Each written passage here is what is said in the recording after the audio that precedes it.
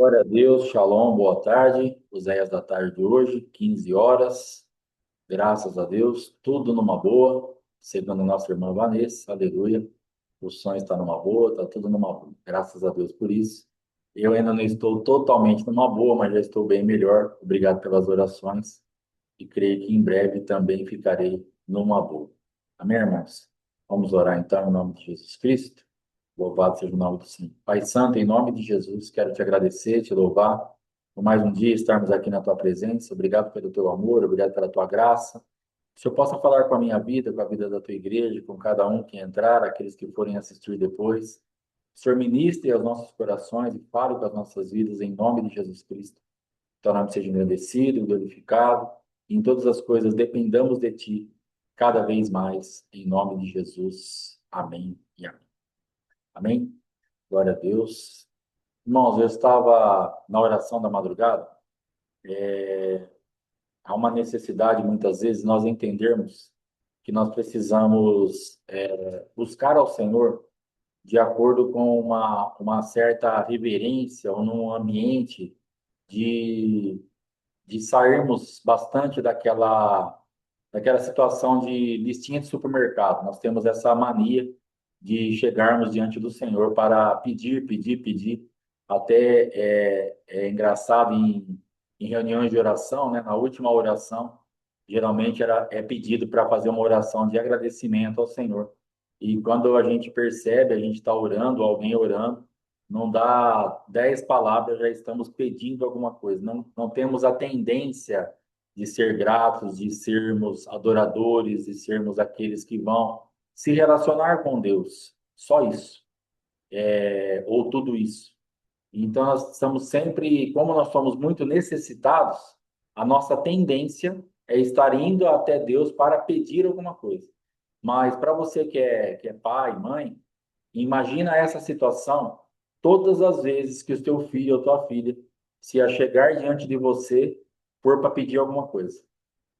Imagina como ficaria a tua vida, a tua sensação. A pessoa está chegando ali, aquela criança está chegando, aquele jovem está chegando, teu filho, tua filha, você já está esperando, vai pedir alguma coisa.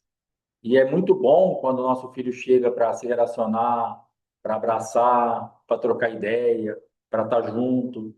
Um dos momentos mais, irmã Daiane, buenas tardes, um dos momentos mais marcantes, assim, né? Eu tenho, graças a Deus, centenas ou talvez milhares de momentos marcantes com o Mateus. Eu tive eu tive o privilégio de ficar com o Mateus até ele casar, né? Nós ficamos juntos mesmo ali, trabalhando junto, estando junto em casa, de quando ele nasceu até 26 anos que ele casou.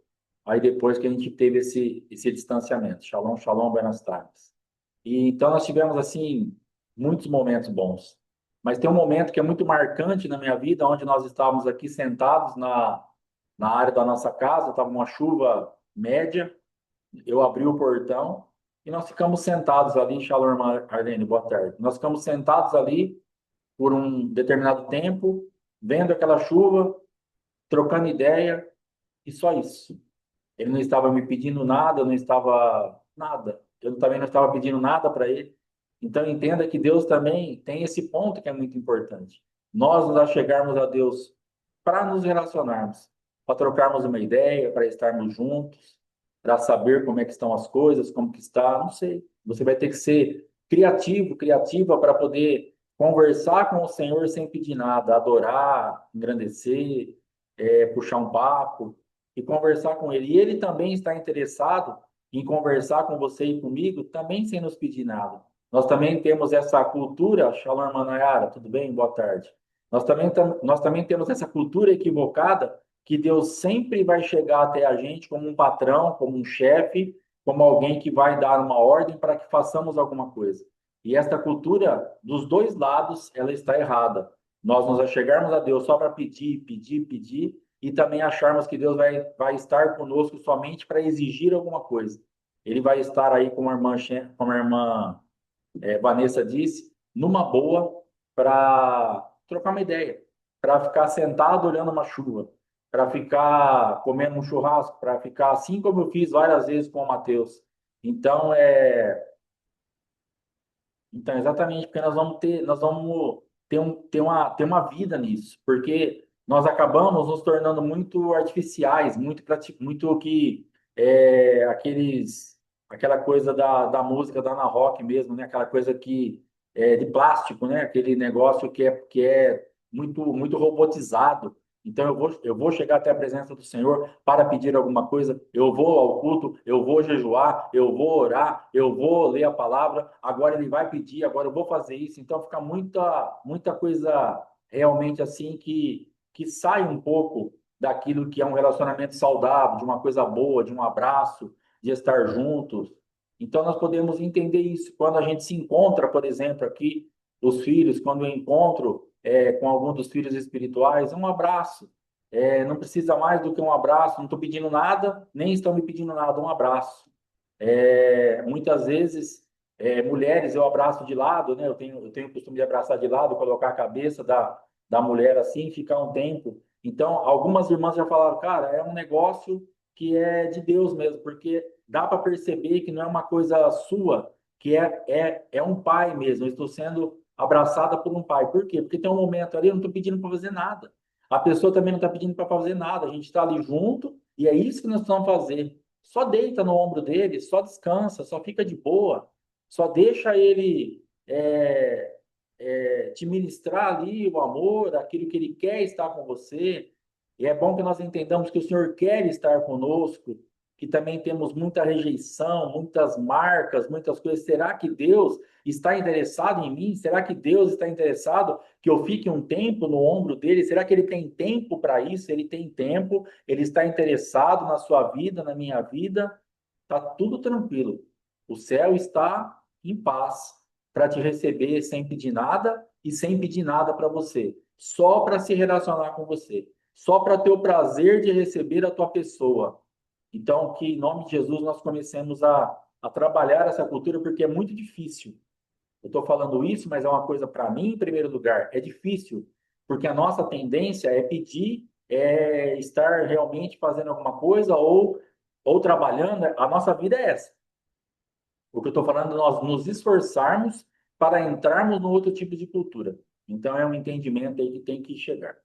Por falar em jejum, eu não sei quem já está jejuando, mas o jejum do Ministério Morra para essa temporada é uma vida jejuada. Então, quem estiver fazendo o jejum lá para o Apóstolo Éder, fica de boa, faça o jejum lá, tá tudo tranquilo.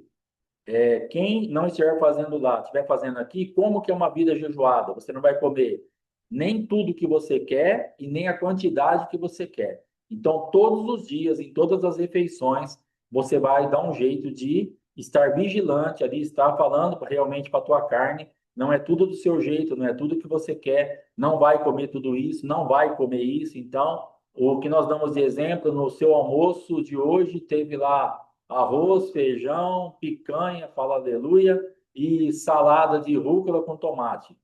O que que você pode fazer nesse dia? Ah, não vou comer o arroz, apóstolo. Não, você vai comer picanha.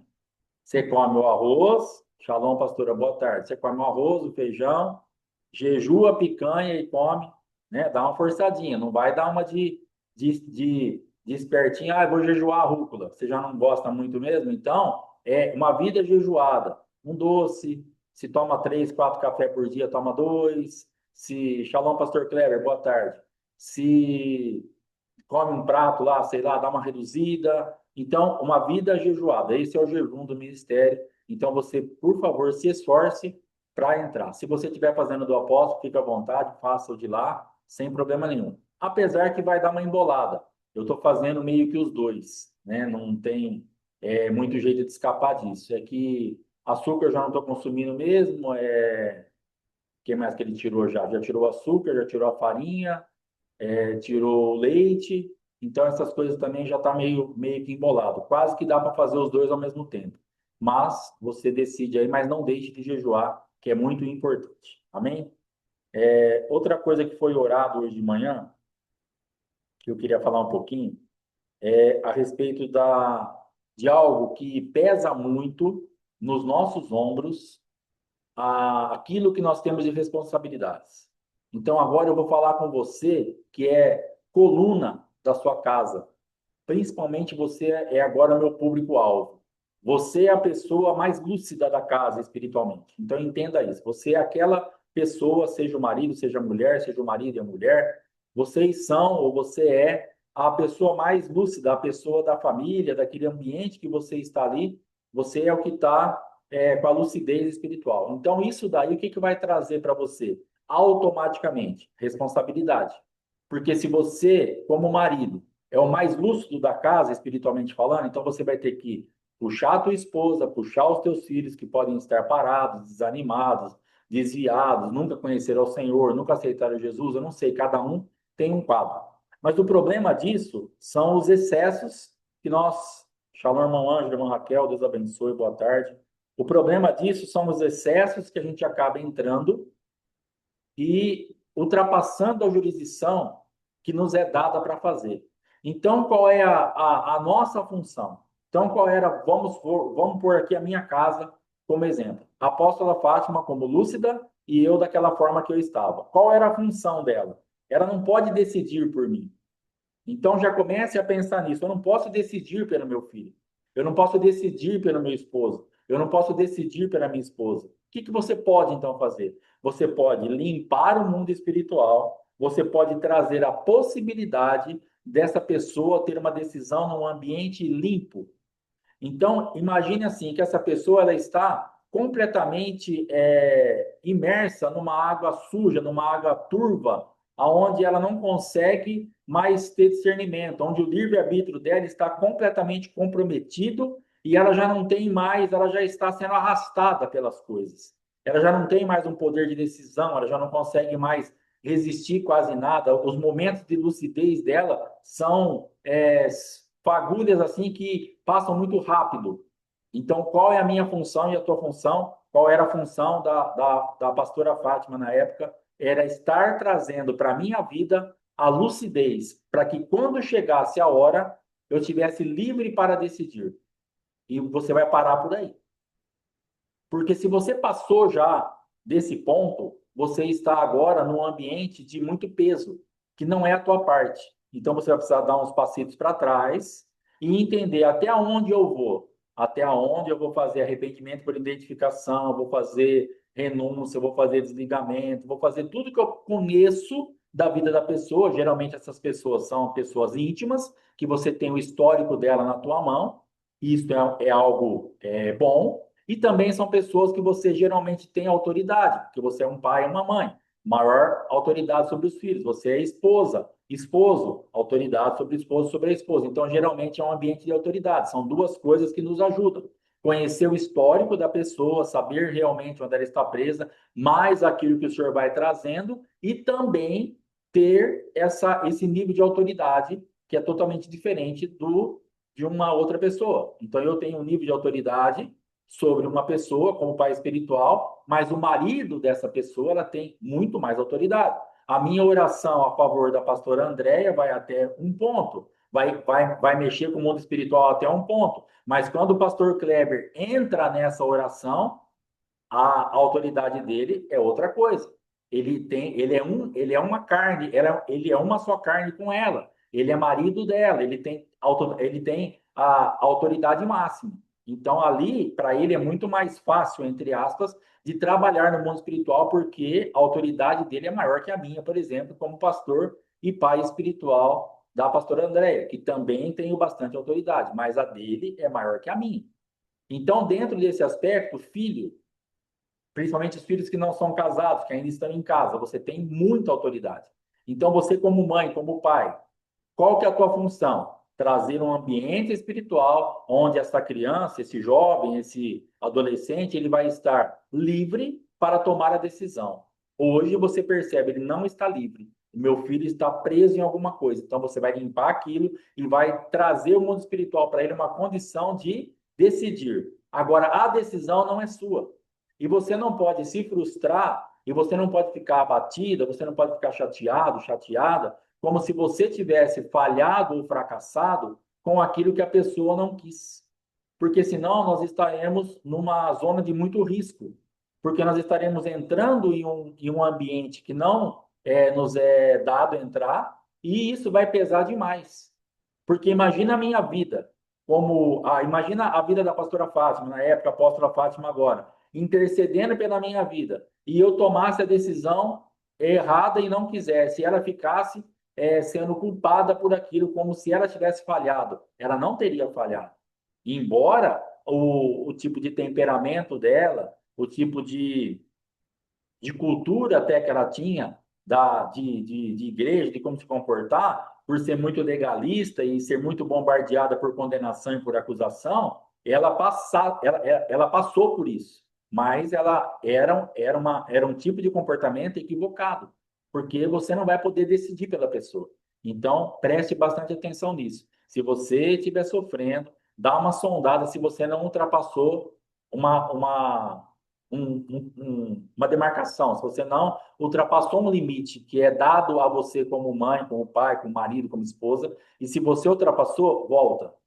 Ah, então, apóstolo, o que que eu faço? Agora você, Senhor, me perdoa, eu ultrapassei o limite, o meu filho está nas tuas mãos, eu fiz tudo o que eu podia, eu estou fazendo tudo o que eu posso para que ele esteja livre quando ele for ter a oportunidade de tomar uma decisão, e eu estou voltando porque eu preciso ficar em paz nessa guerra e eu não posso absorver a consequência da má escolha dele por enquanto. Então você vai se guardar no amor de Deus, por mais que isso doa. Apóstolo, mas dói, claro que dói. Só que está doendo ainda mais porque você está fora de posição. Se você voltar, você vai ter uma dor que é o que não tem como escapar.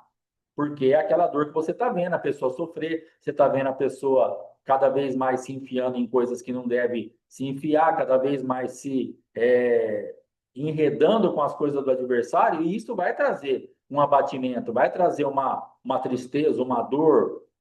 É óbvio, porque é carne da sua carne, você quer ver aquela pessoa bem. Porém, eu tenho certeza que se nós estivermos no nosso campo de atuação, permitido pelo Senhor, nós não vamos estar passando o que nós estamos passando hoje. Talvez hoje eu esteja passando algo a respeito de alguém que eu não precise passar. Se eu der uma recuada, não vou parar de interceder. Muito pelo contrário. Você vai interceder com muito mais lucidez, com muito mais autoridade, porque você vai estar guardada no amor de Deus e você vai poder ver as coisas com muito mais clareza. Porque hoje os teus sentimentos e as tuas emoções estão misturadas com os dessa pessoa. Agora você está meio que naquele olho do furacão, você precisa sair. Você é a luz do negócio, saia e analise esse furacão mais de longe e comece a dar voz de comando, para que quando chegar ali uma oportunidade, aquela pessoa possa se decidir por Cristo e ser tirada desse ambiente. Então, essa é a nossa parte, que em nome de Jesus nós tenhamos aí sabedoria para atuar dessa maneira. Outra coisa que também nós oramos na madrugada é o fato de uma confusão que é feita dentro de nós entre condenação, acusação e algo que o Senhor está preparando para nós ficarmos libertos. Então, a apóstola Fátima sempre falava assim: quando as coisas estão subindo, ou seja, quando estão vindo à luz certas coisas, é para que nós mudemos, para que nós limpemos aquele ambiente.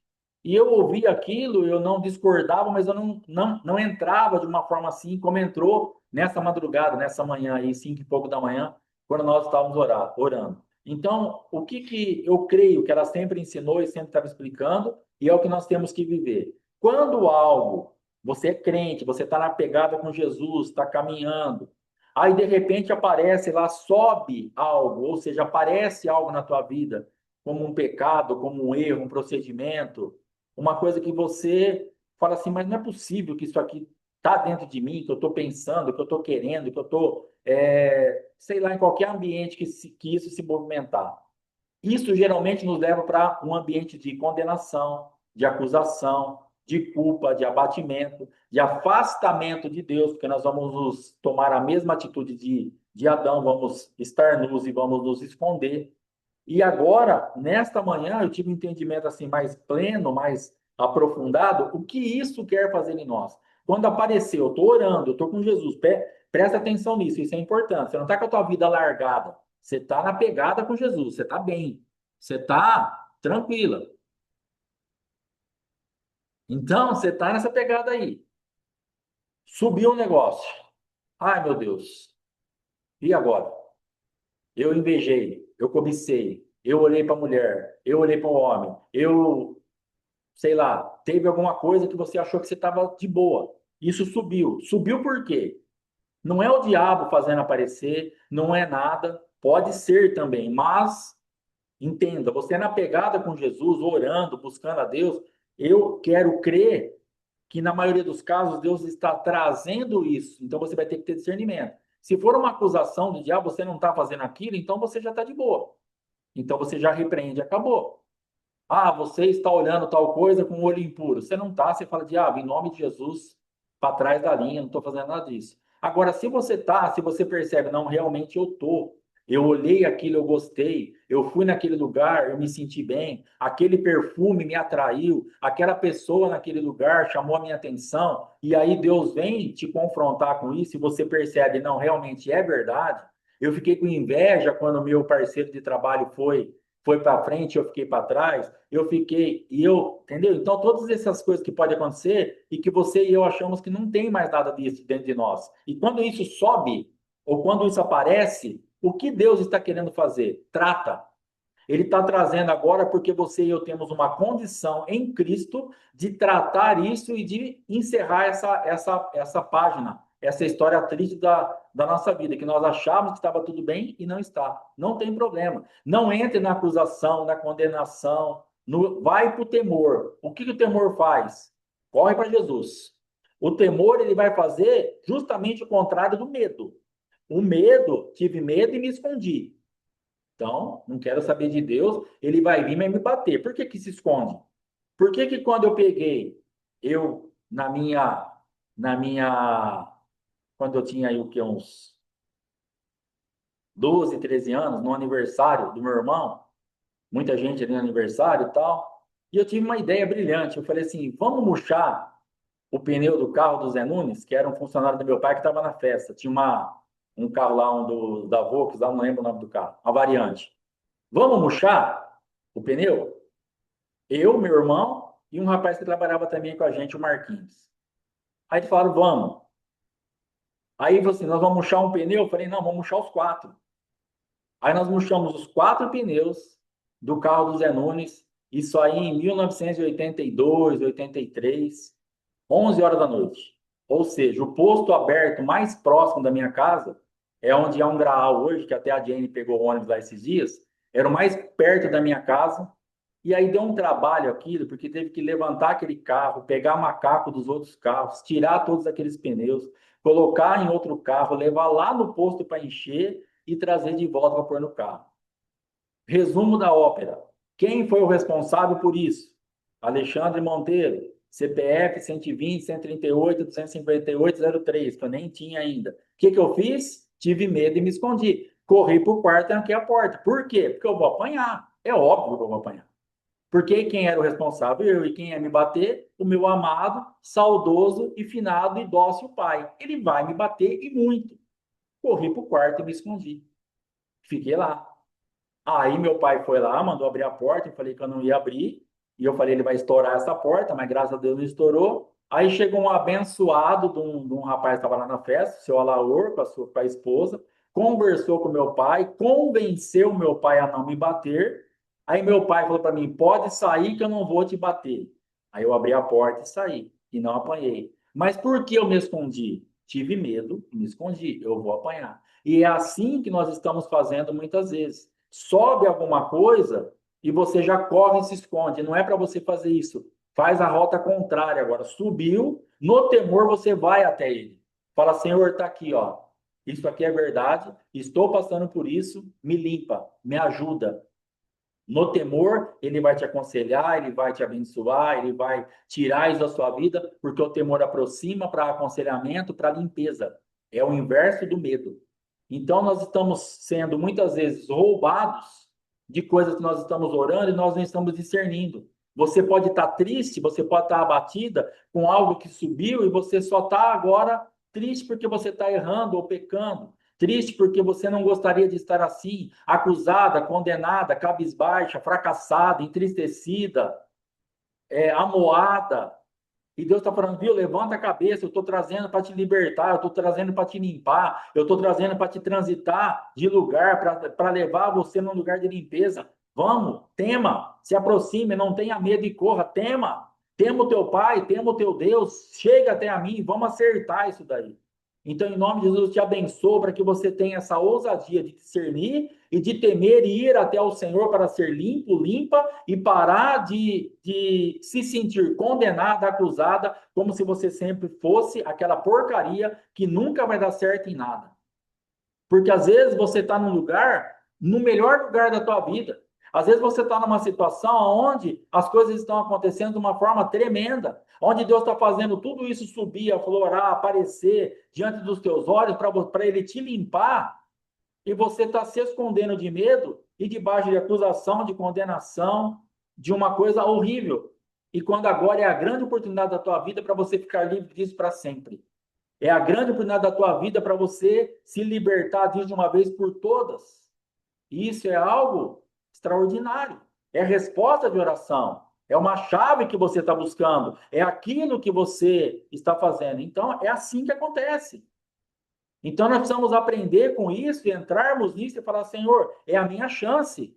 Eu não vou perder essa chance, eu não vou sair desse lugar. Eu não sou essa porcaria, eu sou tua filha amada. E o Senhor está fazendo subir para me limpar. Eu não sou essa porcaria onde eu tenho que ficar acusada, condenada, perdida, escondida para apanhar. Eu sou filha amada, que eu me aproximo, eu temo ao Senhor, o Senhor vai me limpar, vai me trazer realmente todos os esclarecimentos possíveis e é a luz chegando. Acabou. É nisso que nós temos que nos apegar. Então, faça essa separação o mais rápido possível na tua vida. E entre nesse novo lugar em Deus. Porque nós vamos perceber que nós vamos viver muito mais leve. Você concorda que é um peso demasiado quando você está caminhando e de repente você acha que você está bem numa coisa e você está orando, está buscando a Deus, está assistindo Oséias, está assistindo o apóstolo, está indo na igreja, está dando glória, está dizimando e daqui a pouco sobe aquele negócio. Fala, cara, não é possível. Eu achei que eu estava no outro patamar. Oh, Deus. E aquilo te murcha, aquilo te desanima, aquilo te desanima por quê? Porque a irritação, ela rouba o ânimo. Presta atenção nisso. E quando nós ficamos irritados com as nossas próprias vidas, a consequência disso é estarmos desanimados. Por isso que muitas vezes nós nos encontramos desanimados, porque você está irritado com o teu próprio tipo de procedimento. Você está inconformado com aquilo e aí está te irritando. E essa irritação está fazendo o quê? Roubando o ânimo. E, na verdade, Deus está fazendo subir para você se aproximar, para você ser ousada, ser intrépida, ser corajosa, falar: graças a Deus, Pai, o Senhor veio ao meu socorro, o Senhor está mostrando isso, mas eu estou orando, eu estou buscando ao Senhor, eu vou ser liberta. Corre, pula no braço dele e seja livre disso. Não é para te matar, é para te dar vida. Não é para te condenar, é para te libertar. Não é para te acusar, é para te aprovar. Então, por favor, em nome de Jesus, que eu e você entremos nisso o mais rápido possível e desfrutemos disso que o Senhor tem aí para as nossas vidas. Amém? Uma terceira parte de hoje, eu queria falar do idealismo positivo.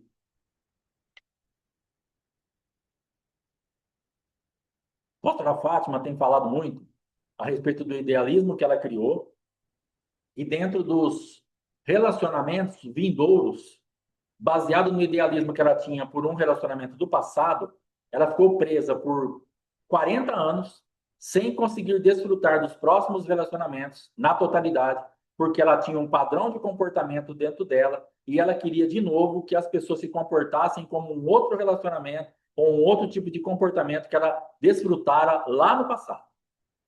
Então ela tem explicado isso, tem falado isso, tem ensinado sobre isso, então ela fala desse idealismo que roubou demais a vida dela, nos relacionamentos com os irmãos, com lideranças, com a minha vida e tudo, enfim. Dentro desse quadro, aonde nós chegamos aí, dá para encaixar nisso, no subiu para libertar. Aonde nós chegamos nisso? A minha vida toda, apesar de, na grande maioria do meu tempo, eu meio que daquele modelo que vocês sabem, mas eu falava para ela assim: amor, as coisas para você, você é insaciável. E as coisas para você são intermináveis. E ela ficava muito brava. Sabe o tanto que eu ficava bravo de quando ela falava que o aborto estava em aberto? Ela ficava do mesmo tanto ou mais quando eu tocava nesse tal do assunto E não foi uma vez, foram centenas de vezes que eu falei para ela: você é interminável e insaciável, não adianta fazer nada para você, que nada tá bom. Isso ela ouviu centenas de vezes, mas nunca reconheceu. Mas para quem está acompanhando com mais frequência os Oséias, você vai lembrar que aí uns 15, 20 dias, um mês atrás, não sei, ela falou o quê? Eu era, e estou lutando para sair agora, que Deus falou comigo, insaciável e interminável. Então subiu, ela concordou com essa palavra. Quando eu trouxe para ela, eu falei: ó, dá uma checada se você não está nesse lugar aqui, ó, se você não está esperando tal procedimento das pessoas como você tinha naquele ambiente. Quando ela concorda com aquilo, quando Deus testifica aquilo, sobe tudo isso no coração dela e ela percebe o quê? Que ela era insaciável e interminável. Então subiu para libertar. Subiu para me trazer um alento. Porque eu também tinha uma expectativa. Eu falei: meu Deus, será que nunca a minha esposa vai reconhecer que ela é insaciável e interminável? Será que nós vamos acabar nossa vida daqui 10, 15, 20 anos sem ela falar, pelo menos no último gole da vida, no último suspiro, eu fui insaciável e interminável? Mas graças a Deus que foi um refrigério para minha alma, porque eu também tenho anseios, eu também tenho vontades de coisas que mudem, assim como ela tem da minha vida, e eu também tinha, eu também tenho. E agora, para completar esse kit sucesso do último mês aí, acho que ontem, antes de ontem, ela falou que ela é, sim, ela falou que ela é chata. Olha só, eu sou chata e murmuro. Eu falei: ah, não. O que está acontecendo nessa terra, meu Deus? Você está voltando. Ela reconheceu em público. Ela admitiu. Porque eu falava para ela: amor, você é chata. Amor, você é chata. Tem coisa que não dá. Você murmura toda hora. Amor, pelo amor de Deus. E aí, agora, que coisa linda. Em 40 dias, tivemos o privilégio de escutar da nossa apóstola que ela é chata, que ela murmura, que ela é insaciável e interminável. Era. Em nome de Jesus, eu a abençoo para que era. Porque subiu para limpar, não para condenar, porque condenada ela já ficava antes. Acusada ela já estava antes, quando ela não concordava com isso, quando ela não tinha revelação, quando ela não tinha um entendimento disso. Então, aquilo, essas palavras que saíam da minha boca para ela, vinham como acusação, como cobrança, como condenação, como algo que eu estava encurralando ela, transferindo responsabilidade. Porque o que eu ouvi muitas vezes, muitas vezes, muitas vezes, demasiadas vezes, você fala que eu sou insaciável e interminável porque você não me dá aquilo que você tem que dar e agora a culpa ainda é minha.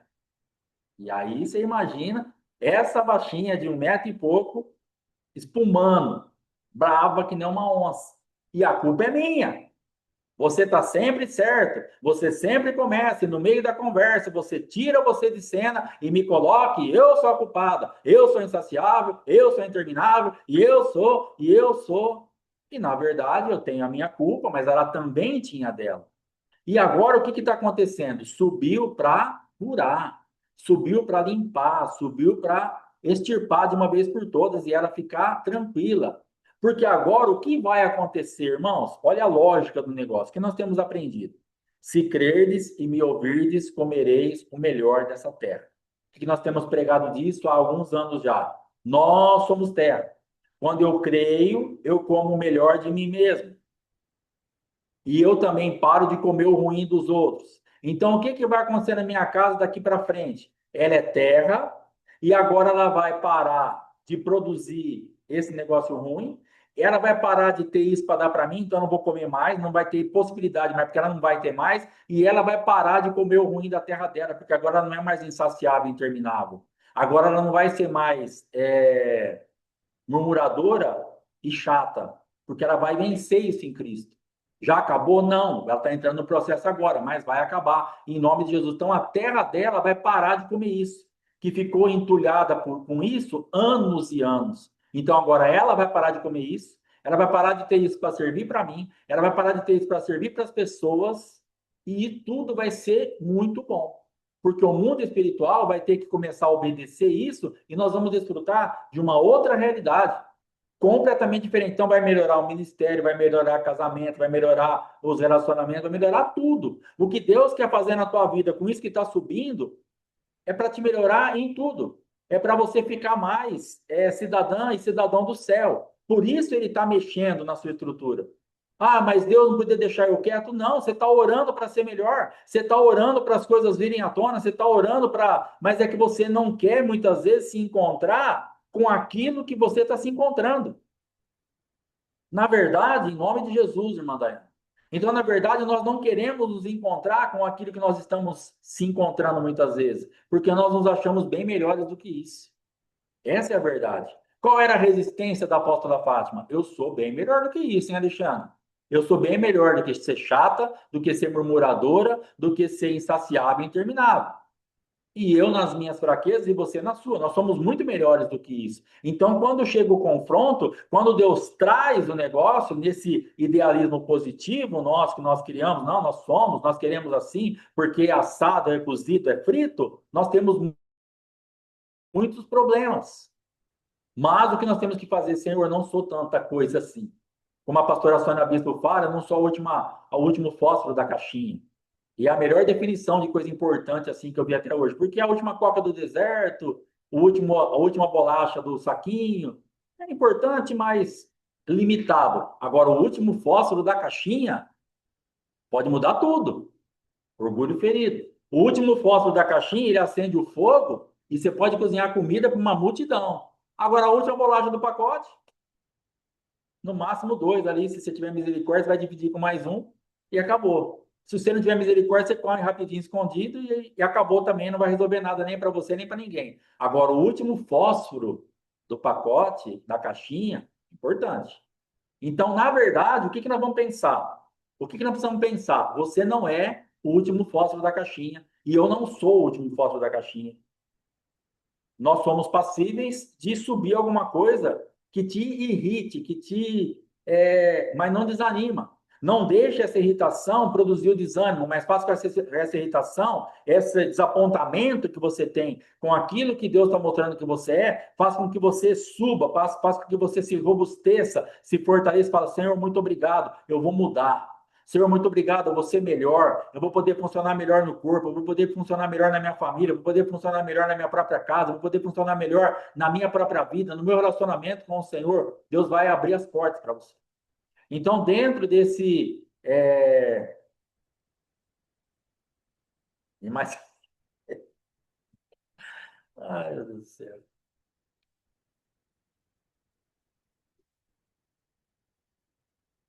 Tem essa negona que parece o Alfredo Coziol agora fazendo assim na cadeira, ó, que não para um minuto. Ô, glória. Deus te dê graça, irmão. Vai dar tudo certo. Então, dentro desse ambiente, esse idealismo positivo, ele é muito negativo, porque ele vai te roubar demais. Ele vai arrebentar com a sua vida e com a minha vida. Então, em nome de Jesus, que nós vençamos isso daí. Para finalizar, temos 20 minutinhos. Quero falar um pouquinho do idealismo negativo. Então, idealismo positivo, você vai poder ver, se você quiser uma base bíblica para isso, leia lá Juízes 13, leia a história de Sansão. Sansão, ele foi tendo tantas coisas positivas que ele cria um idealismo em cima daquilo. E ele começa a brincar com o pecado. Ele fala assim, cara, nada vai dar errado para mim. Eu posso fazer o que eu quiser. Com essa unção que eu tenho, com essa pegada que eu tenho, com aquilo que eu nasci marcado por Deus, eu posso fazer a bagunça que eu quiser. Ele cria um idealismo positivo a respeito dele mesmo e a respeito da unção que habitara nele. E aí, ali ele se complica, porque ele começa a brincar com o pecado, até que ele quebra, até que ele tem problema. E no idealismo negativo, para você ler depois uma palavra para respaldar isso, leia Ruth, capítulo 1. Pode ler o livro inteiro, que é interessante, mas pelo menos o capítulo 1 e o 2 já vai dar para você entender o que é o idealismo negativo. Por que que Noemi estava tão presa para dar os próximos passos? Nós já temos pregado a respeito que ela deixou os mortos para trás, mas não deixou as mortes para trás. Então, isso daí nós já entendemos. Só que dentro disso, aprofundando um pouco essa palavra, Criou-se dentro de Noemi um idealismo negativo, ou seja, um padrão de comportamento do futuro que vai me trazer exatamente a mesma coisa do que eu vivi até agora. Nada vai mudar. Então, dentro da minha vida e da tua vida, se você estiver dentro de um ambiente de um idealismo negativo, seja por qualquer motivo, experiências, frustrações, decepções, mágoas, fracassos, fragmentações de alma, abusos, tudo isso vai trazer para nós uma manifestação de um idealismo negativo, porque você vai falar assim, o que vai ser diferente? Se foi assim até agora, se eu estou desse jeito desde quando eu nasci, se eu estou assim, se todas as igrejas foram assim, se em todo lugar é assim, ou seja, você tem uma lista enorme de fracassos, derrotas, frustrações para respaldar o teu idealismo negativo. Então você tem muito argumento. Se nós pegarmos aqui, ó, esse público que está aqui, na maioria esmagadora desse público, contando com a minha vida aqui também, nós temos uma lista enorme enorme de coisas reais que aconteceram com a nossa vida, que vai nos trazer um idealismo negativo muito profundo. Apóstolo, você não está entendendo. É isso aqui, ó. Aconteceu com a minha vida assim, aqui, aqui. Eu estou entendendo. Aconteceu com a minha também. O que talvez nós não estejamos entendendo é que esta rota ela é uma rota de morte. Esse idealismo negativo é algo que Satanás tem se aproveitado das minhas dores e das tuas para propagar para o nosso futuro algo que vai ser sempre assim e não vai ser sempre assim. Deus estava levando Noemi e Ruth, que decidiu ficar com ela, para uma nova rota que ele tinha determinado já para justamente limpar o mundo espiritual e restituir, principalmente a vida de Noemi, e por consequência a Ruth, que a estava seguindo, e Noemi não conseguia discernir isso. Por quê? Cegada pelo idealismo negativo. Vai dar errado de novo. O que tem para dar certo na minha vida? Eu já estou com uma idade avançada. Mudamos de país, não deu certo. Perdi um marido, perdi um filho, perdi outro. As noras ficaram comigo, mas agora não tem proveito nenhum. Uma foi embora, a outra está ficando comigo. Eu sou Mara, estou amargurada, não vai acontecer nada de bom, não tem nada para acontecer comigo. Me deixem morrer em paz. Ou seja, me deixem morrer em tormento, amargurada. Ela queria morrer amargurada. O idealismo negativo vai trazer para você o quê? Uma rota de amargura. Por favor, me deixem quieta para eu sofrer sozinho. Eu não quero ninguém sofrer. Ruth, vai embora. Orfa, vai embora. Eu não quero que vocês vejam mais fracasso. Me deixa sozinha. Me deixa chorar a minha amargura sozinha. Por favor, Ruth, dá um abraço, tudo bem. Um beijo, eu te amo. Obrigado por tudo que você fez para mim, para o meu marido, por meus filhos, tanto para o teu marido como para o teu cunhado. Você me ajudou demais, mas, Ruth, pelo amor de Deus, vai embora. Eu não quero, eu não aguento mais de vergonha de você ver os meus fracassos. É isso que às vezes você está passando. Um idealismo negativo, onde você não suporta mais que as pessoas vejam o teu fracasso. E Deus está querendo mudar essa rota. Meu pai morreu um pouco antes de eu quebrar nesse mercado aqui. E você sabe que a conclusão triste que eu cheguei, que para mim foi bom o meu pai ter morrido, porque eu não sei o que seria de mim o meu pai assistir mais um fracasso meu. De verdade. Eu acho que eu não tinha estrutura para ver, para o meu pai assistir mais uma porta se fechando, mais um projeto dando errado, mais um fracasso da minha vida. Eu não tinha estrutura para aquilo. Então, quando eu fecho e quando eu me dou conta que meu pai havia morrido um ano antes de eu fechar, talvez, eu dei graças a Deus. Falei, Senhor, muito obrigado. Meu pai partiu, está salvo, foi novo, queria que ele tivesse aqui, mas nessa parte, muito obrigado, porque eu não queria que meu pai assistisse mais uma derrocada da minha vida. E talvez você, como marido, como provedor, como chefe da casa, como pai, você esteja nessa situação. Como esposa, como mãe, como ministra, como pastora, como pastor, mais uma, eu não quero, me deixa sozinho, me deixa ir embora. me deixa sair desse ambiente, apóstolo, me deixa em paz, eu quero sofrer calado. Não, eu não vou te deixar em paz enquanto você não decidir caminhar e entrar numa rota que você vai desfrutar daquilo que Deus tem. Chega de idealismo, de fracasso, de derrota, idealismo negativo. Não foi para isso que Deus te chamou. As marcas do teu passado, aquilo que você sofreu até agora é para ser mudado, vencido e você vai avançar. É para isso que nós estamos aqui. Eu não vou deixar você em paz. Nesse quesito, não. Eu não vou deixar você quieta nem quieta, eu vou fazer você andar. A minha função, eu fui chamado para isso. Ai de mim se eu deixar você afundar o barco. Ai de mim se eu falar, tá certo, irmão. Tá certo, irmão. Você tá nesse idealismo de fracasso, vai lá, curtir a tua amargura, vai chorar as pitangas lá, vai sofrer sozinha, entra lá num canto, entra lá num beco. É melhor mesmo ninguém ver, não.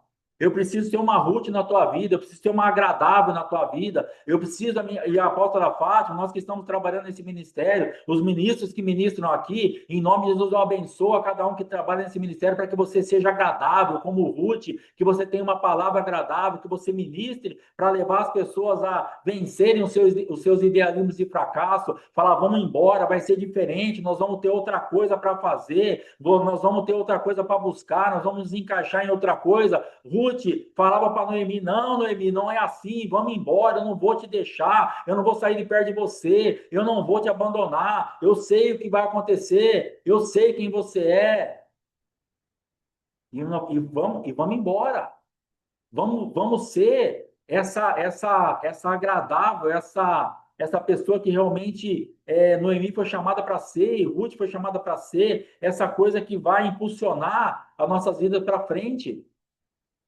Então, a nossa chamada é essa. Idealismos negativos, abra mão disso.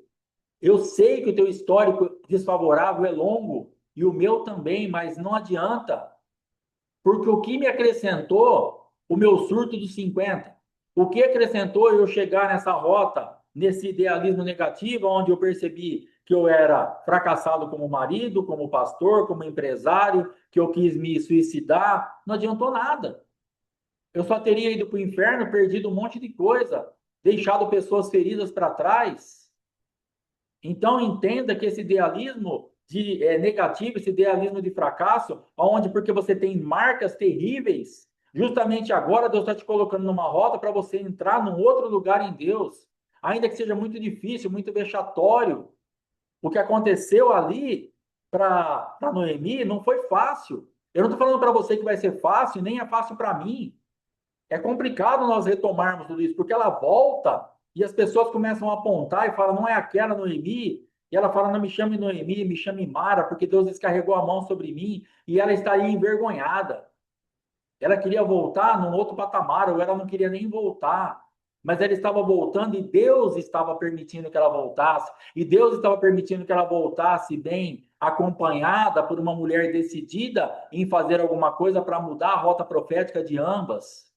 Então entenda que o Senhor está querendo voltar com você, está querendo que você volte, você está bem acompanhado, você está guardado, você está guardado, e ainda que no começo seja difícil, vexatório, vergonhoso, esse retorno para aquilo que é realmente a rota profética, o endereço que Deus tem para você, saiba que é ali que a tua provisão vai chegar, tem um resgatador te esperando. Jesus está te esperando lá. Imagina a volta do filho pródigo. Quando ele foi embora, foi doce. Ele estava com a grana. Se fosse hoje, o filho pródigo estava saindo num carrão, ou de avião, ou de helicóptero, com dinheiro no bolso, bem amparado, bonito, barbeado, com roupa nova, estava tudo bem. E ele foi embora, saiu com o seu carrão.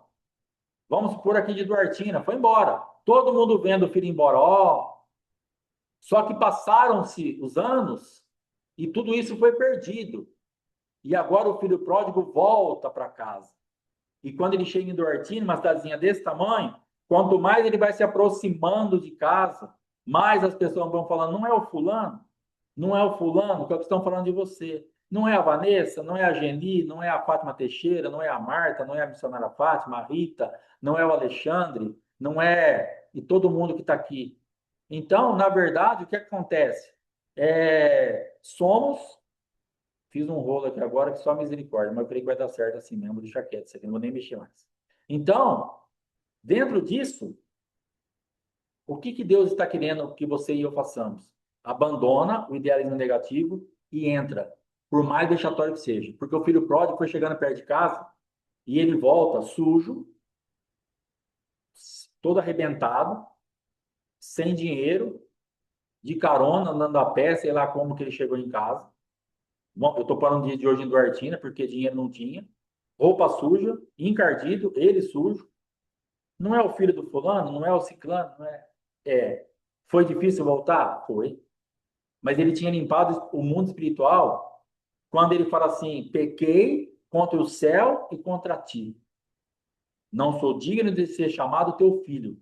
Levantar-me-ei e irei ter com o meu pai, porque na casa do meu pai tem comida para os empregados. E eu vou lá trabalhar para ter comida. Mas aquele levantar-me-ei e pequei contra o céu e contra ti, ele está arrependido, ele imunda, ele limpa o mundo espiritual. Pequei, ele reconhece a condição de pecador dele. Ele sai todo pomposo, mas ele volta moído, por dentro e por fora, reconhecendo, pequei.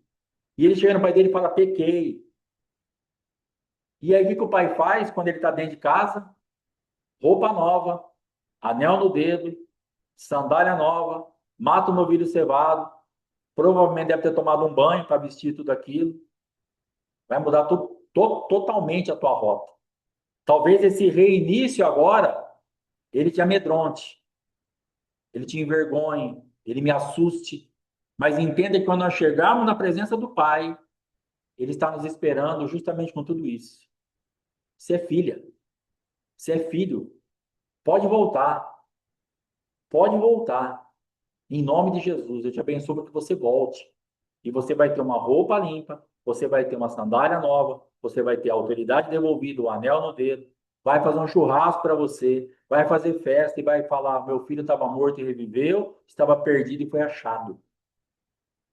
É isso que vai estar sobre a nossa vida. Se nós decidirmos abrir mão desse idealismo negativo, desse idealismo de fracasso, com esse histórico terrível que nós tivemos. Ah, mas eu passei muitas perseguições no ministério, muitas decepções. Quando eu estava querendo tirar o pescoço fora d'água, vinha um líder, ele pisava no meu pescoço, me afundava de novo. Acabou. Vamos para frente. Porque como você vai saber agora se vai dar certo ou não, se você ficar nesse idealismo e não tentar de novo? Você vai ter que correr o risco. Mas hoje nós temos a expectativa de Deus estar falando assim: eu tô te curando, eu tô te abençoando, eu tô fazendo subir para você vencer. Vai para cima disso daí. Então coloca o teu ministério para funcionar. Coloca a tua vida para funcionar. De repente você está preso, recatado, deprimido dentro de um ambiente aonde dentro daquela parte de comerciante ou de trabalhador ou aquilo que você tem de chamado, você passou por tanta vergonha, tanto fracasso, que você não quer arriscar de novo. Porque você fala, é melhor eu ficar aqui, porque pelo menos eu estou arriscando pouco. Se eu passar vergonha, a vergonha é menor. Mas se eu for para um lugar maior e sair de novo, for dispensado de novo, não der certo de novo, o volume do meu fracasso é muito grande. Irmão, você vai ter que ir para frente. A tua chamada não é nisso que você está fazendo. Não adianta você ficar escondido nisso, querendo proteger os teus sentimentos e as tuas emoções. Vai para frente, a tua chamada é outra. Não adianta. Você vai morrer frustrado e frustrada se você não for para frente, porque você tem uma marca dada pelo céu e a unção cobra. Entenda isso. O temperamento rouba a unção e a unção cobra. Então, o nosso temperamento, o nosso medo, a nosso medo de fracassar, de passar vergonha, de não ser bem sucedido, de novo voltar para casa, de novo fechar uma porta e meu pai ver tudo de novo. É triste, é assustador, mas nós vamos ter que correr o risco. Porque você não foi chamado para isso, você está muito mais machucado agora, que você está preso fora da tua unção. O teu temperamento na manifestação do medo está matando a unção. que está liberado sobre a tua vida. Está matando a autorização de Deus sobre a tua vida de fazer alguma coisa, seja na tua parte de trabalho, de igreja, de casamento, aonde for. Para de deixar o teu temperamento matar a tua unção e para de fazer com que a tua unção fique te cobrando e você não dê resposta, porque a unção, ela te cobra. Deus te dá e fala, me dê a resposta condizente com isso. A quem muito é dado, muito é exigido. Você enterrou o talento? Não, vai granjear o talento. Vai fazer com que isso realmente venha a frutificar. Você tem qualidade para isso. Eu estou colocando o talento na tua mão. Granjeia, multiplica. Conquista as 10 cidades, as 5 cidades, de acordo com a tua capacidade, aquilo que eu te capacitei, mas não enterra o talento, pelo amor de Deus. Para de fazer e deixar o temperamento matar a tua unção e deixe de ser cobrado pela unção. Vai dar resposta positiva. O idealismo de fracasso tem levado você para um lugar onde você tem medo de arriscar porque você não quer mais passar vergonha. Você vai ter que arriscar. Não tem mais nada para te falar. Você vai ter que arriscar. Dá medo? Claro que dá. É difícil? Muito. É complicado, complexo? É. Não é fácil para ninguém, mas nós vamos ter que arriscar. Tem que fazer. É o que está liberado para você. É a marca que Deus pôs na tua vida. Não adianta você funcionar diferente disso, irmão. Entenda, irmã, que você não vai conseguir fazer o contrário do que está liberado por Deus na tua vida. Você só vai ser completa, plena, dentro daquilo que Deus te chamou para fazer. Para de inventar moda. Não vai dar certo. Não adianta. É aquilo que Deus já falou para você. Apóstolo, mas eu tenho medo, eu sei, mas você vai ter que andar apesar do medo, porque a tua marca é essa, o que Deus te chamou para fazer, isso não adianta. Você está dando burro em ponta de faca. Eu me lembro que eu estou aqui, ó, 3, 4 metros da escada aqui, que desce da minha casa para a igreja, quem já veio aqui em casa conhece. Quando? Quando? Não vai adiantar fugir, não vai. E não tem, porque não tem para onde fugir. Essa escada aqui, há uns 4 anos atrás, quando Deus já tinha tirado a faca da minha mão, e eu insisti que eu queria ainda trabalhar, que eu não queria ficar só na obra, que eu não queria, isso que eu estou fazendo hoje, eu não queria fazer de jeito nenhum.